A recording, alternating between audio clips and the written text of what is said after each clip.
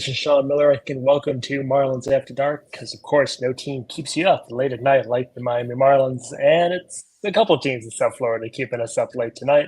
Fortunately, I'm joined tonight by Romeo Rodriguez, and we're How's it just going? gonna mix it up, and talk some Marlins baseball. Romeo, how you doing? And how you feeling after this latest performance out in Colorado? Marlins fall Uh, 5-4 to the Rockies. I'm doing good. Feel the game today was more of a mental lapse, if I were gonna say, if it were anything. An error in the outfield by Garrett Hampson, covered the ball with his glove with his eyes, trying to catch a ball. Um, Band grabbing the ball that would have went foul, gave them bases loaded. They scored off that. It was just a very mental lapse. Uh, Hitting has been eh. Soler stayed hot. Cooper's bat's been pretty decent. Well, it was decent today. Uh, feel like there's still a lot to be desired. Yeah, some of those plays today, I almost felt it was three earned runs was too much to be charged there at the at the end of it. Shaky play there in short as well, but that Hampson drop. So I was thinking, yeah, you gotta give the kid a little bit of a break there in his first road start. Um, yeah, yeah, Hampson not helping out too much at the dish tonight either. Yeah, what is that? 1 for 7, 1 for 8 so far in Colorado with one big massive error tonight that big large in that one. Errors final line tonight. 4.1 innings pitched, 3 earned runs, 3 Ks, same amount of strikeouts as walks. So that's new in his efforts this Yeah. season. But still, I'm with you on some of the mental errors behind it. It's feel still there was a lot to like there. I mean, he didn't. If it's Colorado, right? It's Coors Field. This could have given up 10 runs, and we still would have had to have kind of shaken it off as a Coors Field being the answer, to that. So the fact that it was only three and limited the damage, I guess that's something. But any concerns about Perez in particular?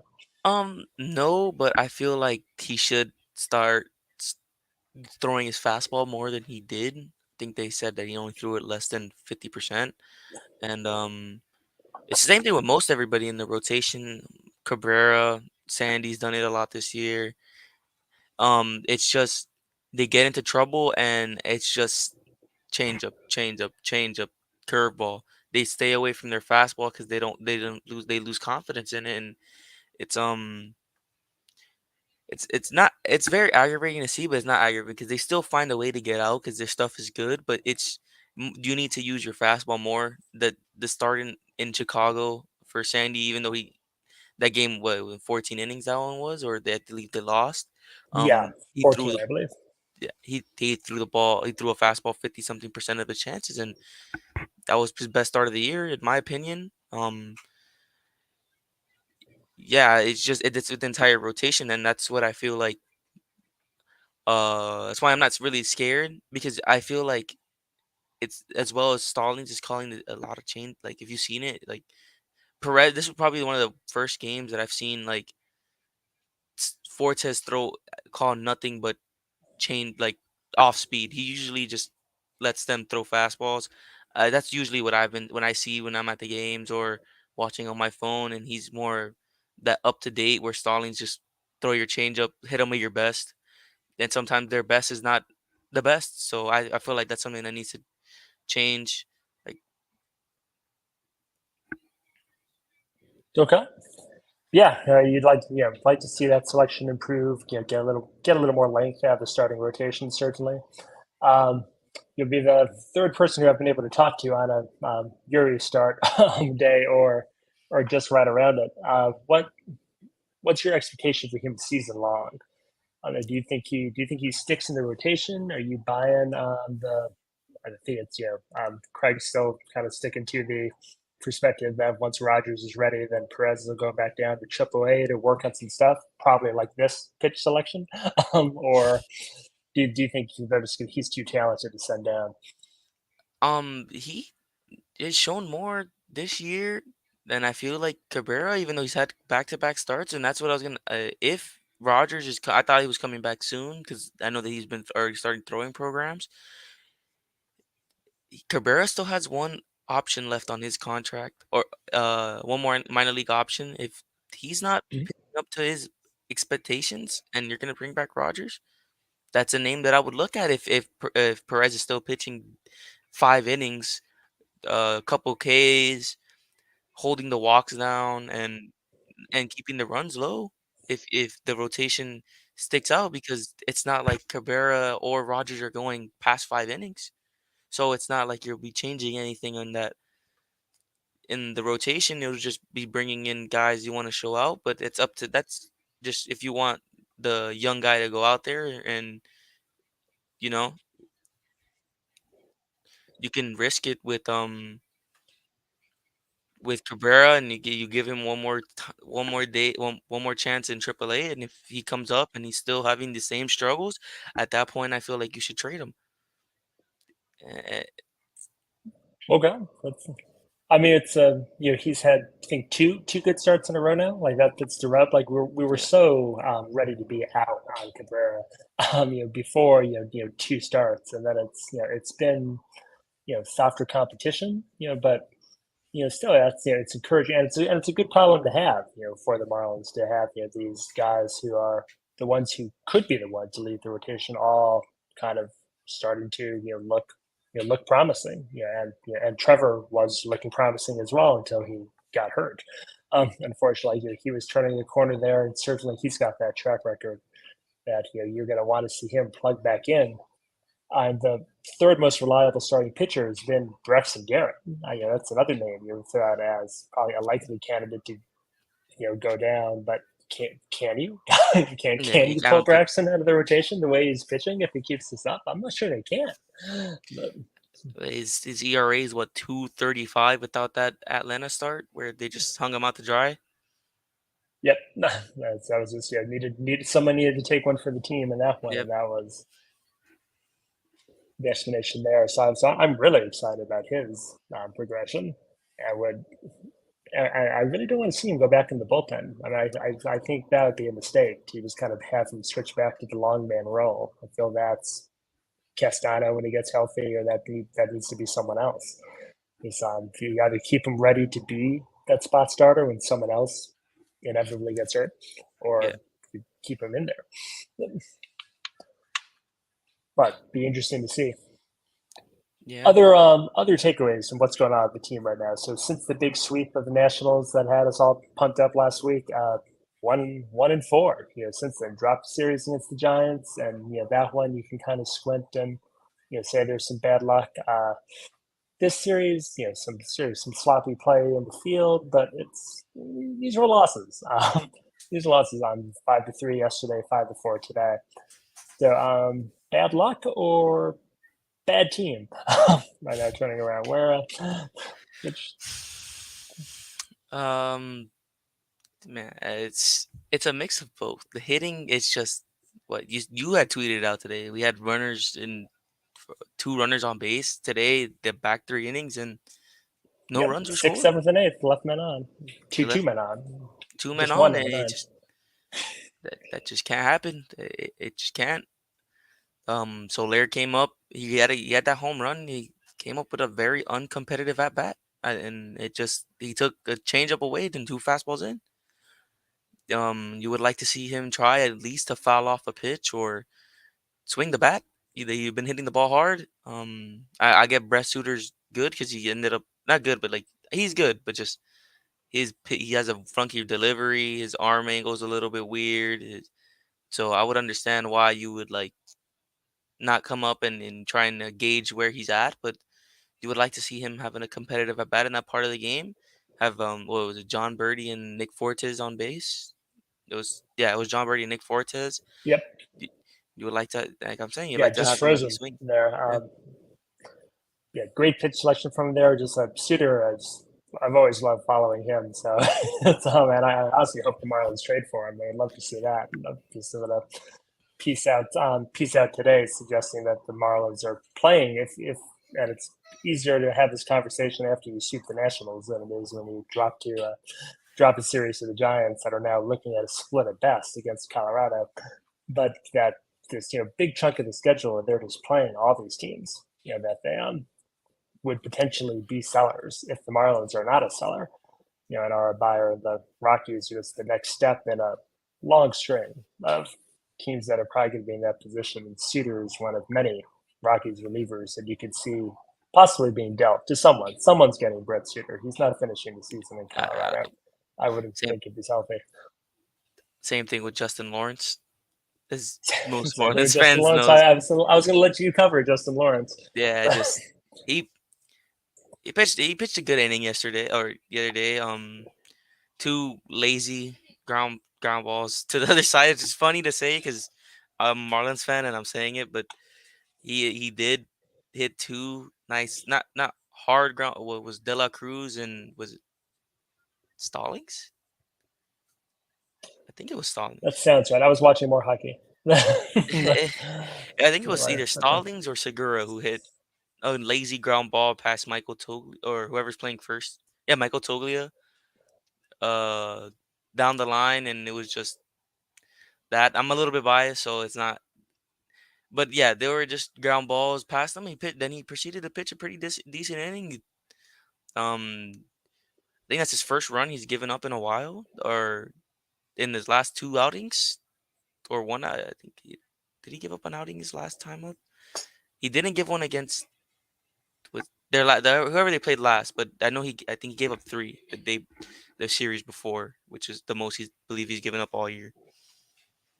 No, he'd be another good one to get, for sure. And so in terms of trades, so that's we'll think positive, and we're going to get the series split, and we're going to somehow and we'll beat the Angels just to make this past week make perfect sense.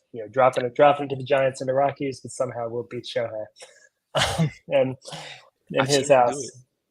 They the pull off miracles. They're the type of like it's an It's a gritty actual it's a gritty meme. team. I Yeah, mean, it wouldn't surprise me really.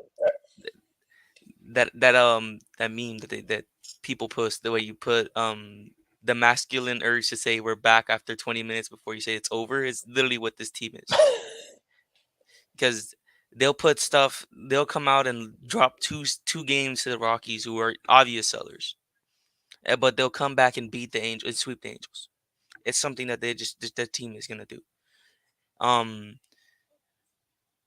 Fatigue can also be a part of the hitting, but I don't think it really is because they have 13 games straight. But you got to win games against the Rockies. You can't let them beat you. And I feel like we were at the same part last year where we dropped the series to them last year in Colorado, and it was the same thing. Yep. It just make or break series against the Rockies. You gotta win in cores. You gotta be able to hit. You can't be scoring one run and leaving men on base in the bottom half of the game. I feel like just hitting has to heat up, and then yeah, it's just something that needs to hit. Something that needs to like hit on the offense is just get a hit when runners are in scoring position. Yeah, and they've even been much more mortal in Coors Field this year, the Rockies themselves, and that's just because this is such a talent depleted, roster overall that they're capable of. It's just it's the corpse of Charlie Blackmon getting the last bit of baseball left out of him, and it's a very attractive catcher. The main the dream trade target. They can find a way to pull Elias Diaz um, away, and I would imagine some teams are going to be trying very hard to do that.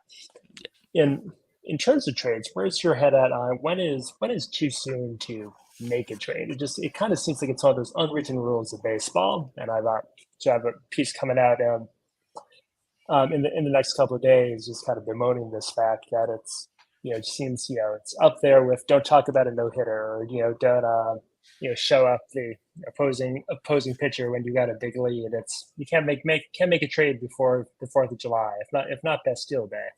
And they're like, what? Do you think there should be more trades in late May done in June? Is that Uh, like in general, should teams do that? And do you think the Marlins should consider that?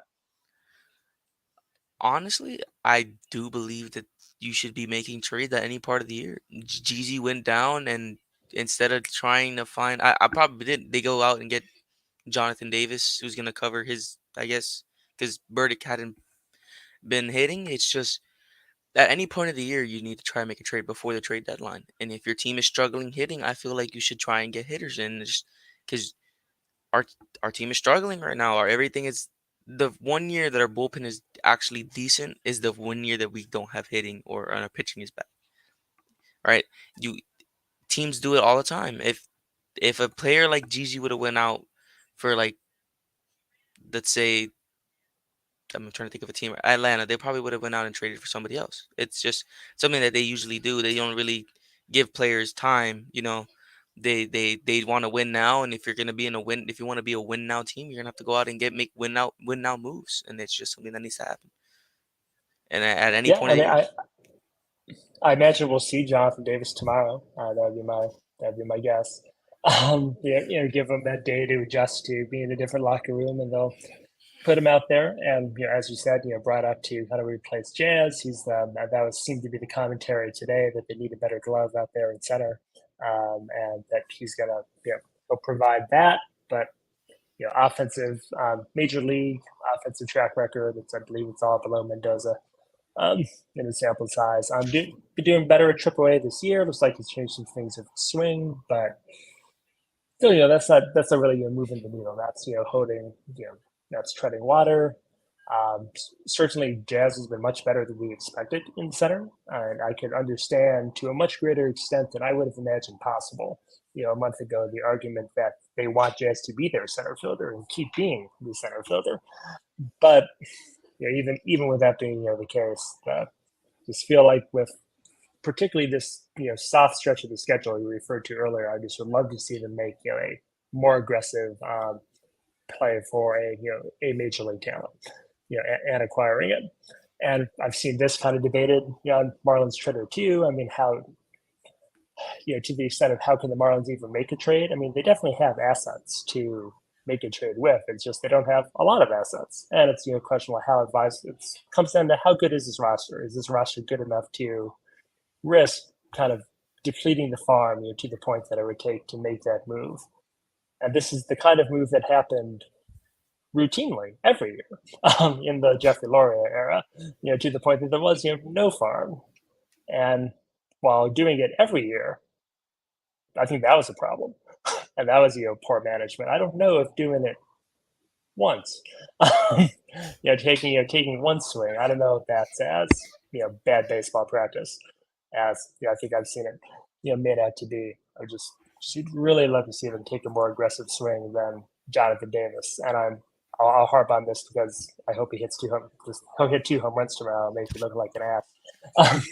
Tomorrow, obviously, so it's Coors Field. It's definitely possible, but I'll take it. I'll take the Coors cheapies if it gives the Marlins a chance to get the split on Thursday. yeah, Um, you gotta leave Colorado with a split. You can't drop oh, three, 1 of 3, or get swept by the Rockies. At that point, it's just sell, because you're clearly not gonna be as competitive as you think you're gonna be. But like I say, sometimes they'll lose a series to the Nats and then come back and beat Atlanta in the series. So you never know with this team.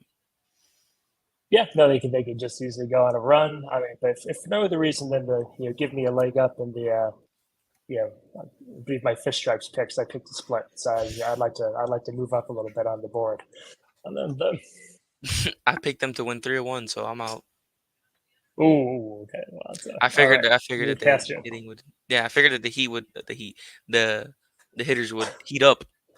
But yeah, you dropped 3 errors, mental lapses, and this has been the last 2 games.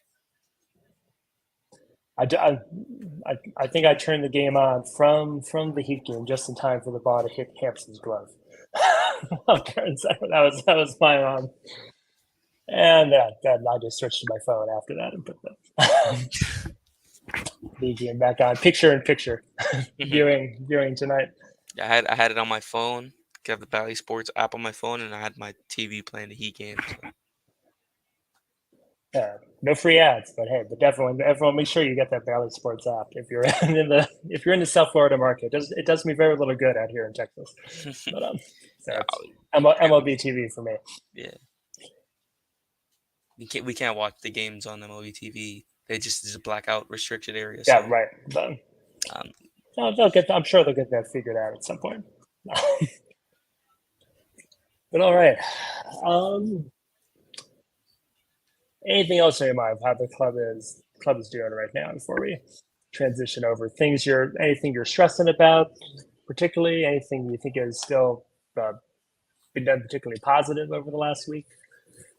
a positive is probably Xavier Edwards. He went down.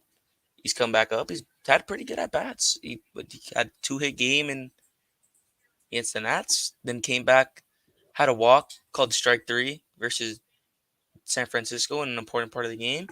Because I would have had the bases, but it was first and second, and he got K'd up, and then they just hitting was done. But he's had good at bats, and I feel like that's something that if anybody's gonna look at, he came out, he had that error in versus Chicago, came back, and he has just played better. He understood that if he wants to stay with the team, he needs to play better, and he's proven that he kind of deserves a spot over someone like Garrett Hampson, if I'm going to be honest, because Garrett Hampson had very, very, very bad at bats today, and he has the versatility that Hampson has. The only thing that he can't do is play right. So it's up to you whether you would rather have because Soler can't play right field, but at Lone Depot. But I think that he's someone that I feel like if you're gonna come up to look at as someone you should look at because he shown that he's ready to hit. He comes up, he at least tries to get hit. I expect him to start tomorrow at second or short or in center field, and you put Jonathan Davis in right. And I figure because you got to give some of these guys days off if you're going to split a series. And I feel like that's especially in the 13-day straight road trips. You got to give players days off, and if you're going to split, if you're trying to split series, and I know you're trying to stay healthy, and you don't want to get you got San Diego, you Mm-hmm. have Atlanta, and you have the Angels, then you have San Diego, and then you hit a nice little, I believe it's the Royals, and then the A's. You got to try and Yes, two other sellers of this. yeah, That's more you got window shopping for the Marlins after that Angels and Padres series, and there's even a chance the Angels sell. Honestly, so yeah, and someone needs to finish fourth in the American League West, and it's probably going to be the Angels or the Mariners. And so then, yeah. who the Marlins also play over over the next month. Nope. I think I agree on Edwards. I mean, I really liked his at bats last week. He's continued, looking solid through the Giants series, and would love to see him get some extended play time this week. I think particularly with the Thursday game being a day game, we're certainly see some Davis and Edwards at bats in the second half of the series, for just scheduling reasons and the fact that the Marlins have lost the last 2 games, so they need to do something different.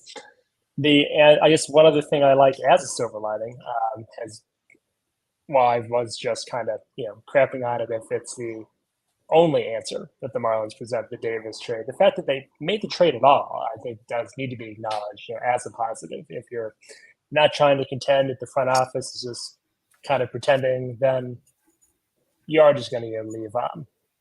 You're going to keep sending the same struggling guys out there, or you're going to, or they would have promoted the guy who they traded, or something, something along those lines.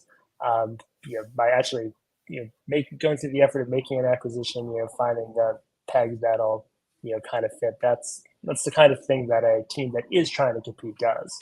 And I'll admit I underestimated the extent to which they valued him. When the news broke, I was treating that, well, this is a depth move, and this is what a competing team does: is they shore up that depth in case there's another injury, and that's what gets Davis onto the roster.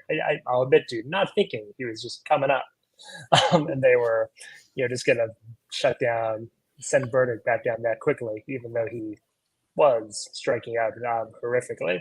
I guess we can end on that before we pivot to game and the next name on the top 30 countdown here. Who would you have set down? Like if Davis is coming up, so that's the guy coming onto the roster. Who would it have been? Burdick, or Uh, would you have set Epson down?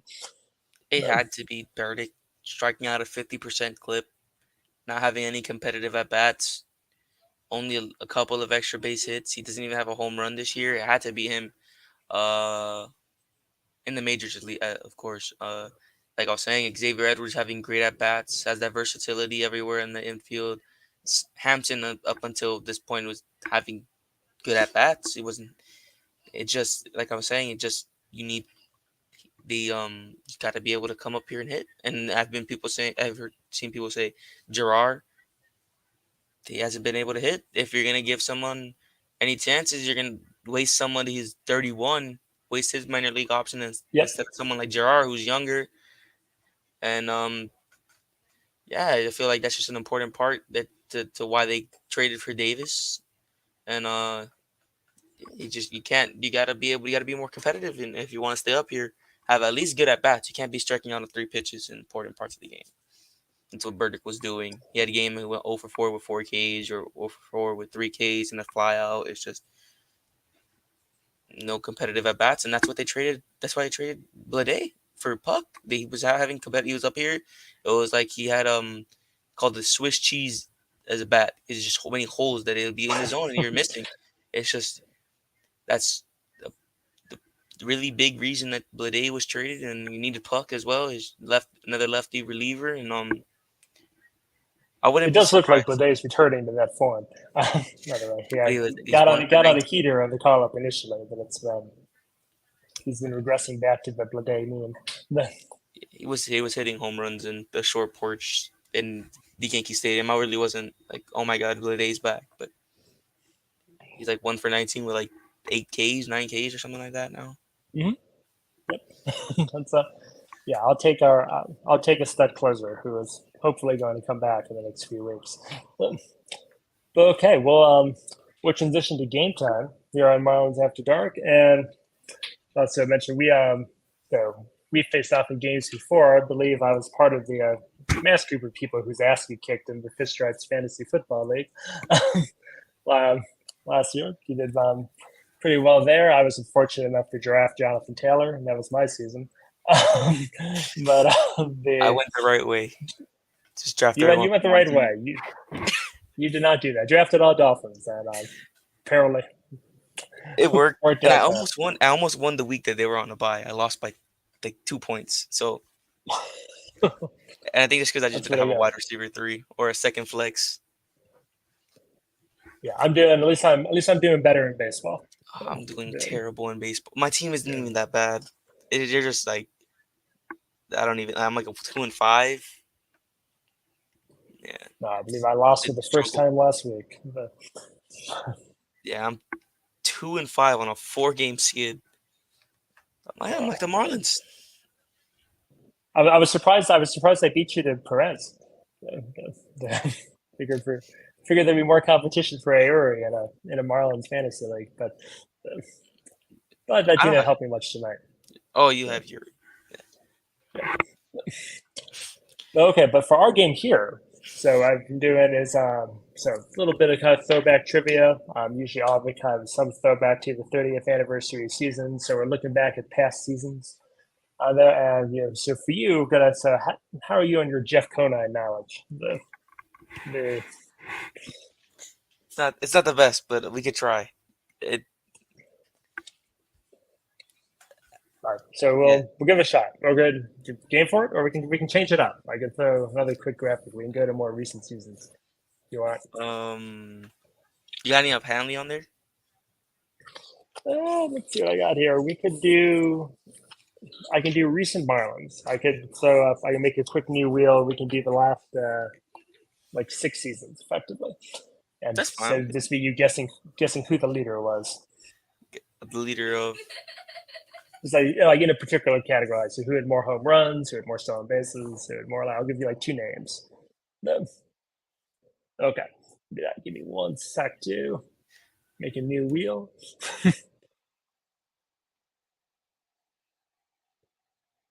All right, and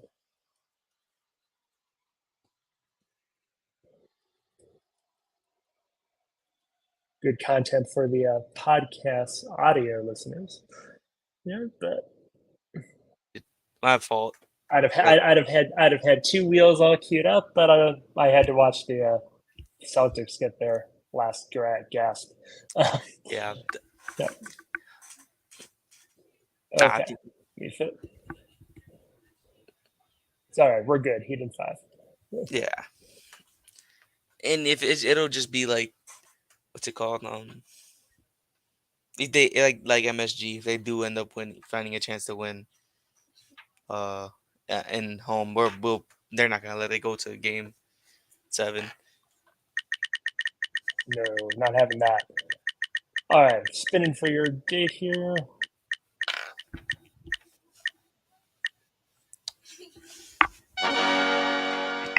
Okay. Okay. You get 2022. Yeah, so just last year, let Yeah. me close out of this.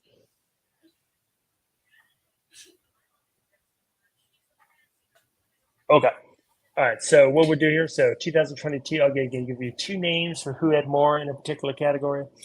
And if you get it right, there, despite not being his team night still, you get it right, Jeff Codine will give you the thumbs up that you're correct. And if you get it wrong, I really need to make a wrong buzzer. I'll just laugh at you and tell you that you're incorrect. I'll buzz and say that you're wrong.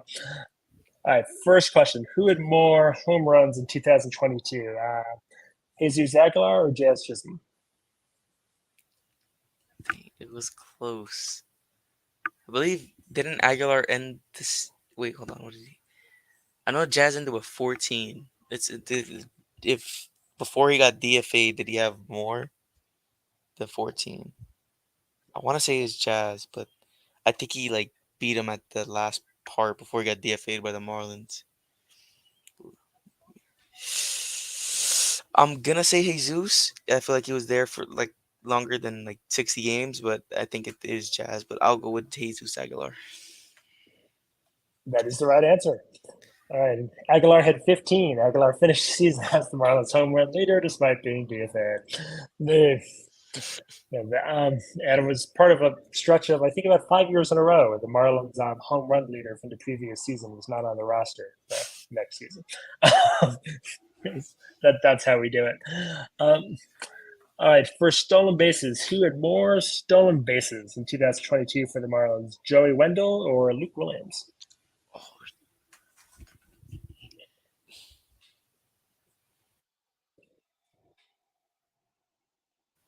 wow. Don't. I'm gonna say Luke Williams. There, Joey Wendell beat him out 12-11. Ah, In both cases, more steals than I expected from either player. I was thinking that up. Yeah, it was Jazz by a mile for the team lead, obviously, so I couldn't really, or I yeah, mean Birdie by a mile, yeah. and then Jazz. I thought you were So gonna ask about needed Birdie. to I was go like, lower down the board to make it interesting.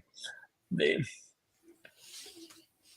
all right, the stolen base king and a future stolen base king, but then Joey and Luke. Okay, for strikeouts, who had more strikeouts in 2022, Tanner Scott or Edward Cabrera? has has to be Tanner Scott. There's no way it's not Tanner Scott. I was Tanner gonna say Scott, 90-75. Closer than you'd think, but still a healthy lead there. All right, good. That's 2 out of 3. And there, all right, next up for wins. Just wins. Everyone's favorite pitching stat. Totally still relevant in 2023. Wins. Who had more wins, Jesus Luzardo or Stephen Oker? say again. More wins Hello. on the season, Luzardo or Okert? It was Okert, right? It has to be Okert. Oker. Yep. Oker Yeah, edged him out 5-4. Doing he had good. four. Give you Jeff. Yeah, actually ended up with 4. Had just a big Yeah, run at the end. Um, I know he was like 1-7 at one point of the year. That's why I figured that he's ended up with like 2 wins, 3 wins. yeah, not a lot of win support and some ugly outings earlier. All right, last one. Who had more RBIs, Garrett Cooper or Jesus Aguilar? Coop. Coop. This is the best showing. All right, 4 out of 5 for you. Congrats, Jeff. Jeff goes up again, and then yeah, Cooper beats him at 50-49 on the season. Jesus. way too few to be a team leader. but that is what happened. The, okay, for last bit here, doing this top 30 countdown. So we're on entering 25. Last week we were able to talk about Miguel Rojas as the 26th best Marlin in team history. Got a complicated formula. Do here comparing what WAR they had in a Marlins uniform with just special contributions they made. So I'll acknowledge maybe more bonus points being given to Gold Glove winning World Series champions than Hanley. Although Hanley gets plenty of WAR points to make up the distance for not accomplishing that feat. But at number 25, Les got Alex Fernandez of the board. One healthy full season really in a Marlins uniform for pitched in parts of three, but wanted easily he's on the short list conversation for best free agent signing in Marlins history. A couple other names on that list were also signed in 1997, naturally. But Fernandez, huge year for the Fish that season. Got him into the playoffs, and then so World Series winner, number 25 on the list. Fan favorite for sure. Definitely gets much more of kind of a fan vote. I think probably some people would tell me he belongs inside the top 20, and that's not true to me. But where is your head at? Is Alex Fernandez, is he deserving of being a top 30 Marlin despite really one healthy one healthy season, or should it be higher? What do you think? Just, I feel like at 25 is fine, especially with the one healthy season. Um, Especially if you were you're a fan favorite and you got him into playoffs and you won it. It was 97, right? Yep, that's it. I was not born. But if you got them deep into the play, you got them deep in the playoffs and you win a World Series, you are high enough on this Marlins list. It's just, I feel like that's a good part. And then if you're just not healthy, if there's another part, you just can't just be up there as well. I think 25 is a good spot, right in the middle of, well, not in the middle, but like in the middle of 20, right? 20, 30. So I think it's a good pick. All right, like it. So, all right. So next week we're unveil number 24. I promise number 24 will have had more appearances in a more appearances as a Marlin than Alex Fernandez ultimately did. You can find my work at Caught of the Pen. Just had a piece come out today. I think I'll have something else coming out tomorrow, as well as something for Here's the Pitch occasionally. Romeo, anything you want to promote, or should we just take this opportunity to tell people to become super subscribers for Fish Stripes? Yeah, I should be super subscribers for Fish Stripes. Only $3. I was the fourth ever Three one. freaking dollars, people. Yeah, it's Go. $3. I was the fourth one. Me and Jack Kazoot were up there. I don't remember the other two, but yeah, you get to get in those fantasy leagues, like they said, like Sean said. Um, Yeah, you can play us. You can play yeah, us. you can Just play think of against it. us. Yeah. That's something to tell your kids about, folks. The Josh Lowe went today 0 for 4 with a K, and they lost 20-0 or 20-1. The Rays did to the Blue Jays. So I had him starting. You guys could win against me. I had him starting in my utility man over 4. He's okay. Blair, and he went 0 for 4 with a K. So That was that 20-1 loss. That was my favorite baseball moment of the day, by the way. My wife broke up from the couch long enough to look at the ticker, like, wait a minute, Toronto beat someone 20-1? I'm like, let me look that up. And I think she even said Tampa. Toronto beat Tampa 20-1. Like, wow, yes, that is something that happened. I think But their team okay. already blew up to like 11, something like that. When they shot up there. Yeah, they're still winning the World Series. Tampa could lose 20-1. The Heat could lose the game to the Celtics. We're all good. And the Marlins are getting a split. All right. Well, for Marlins After Dark, I'm Sean. This is Romeo. We'll catch you next week. And go Fish, go Heat, and go Panthers. Yep. Have a good night.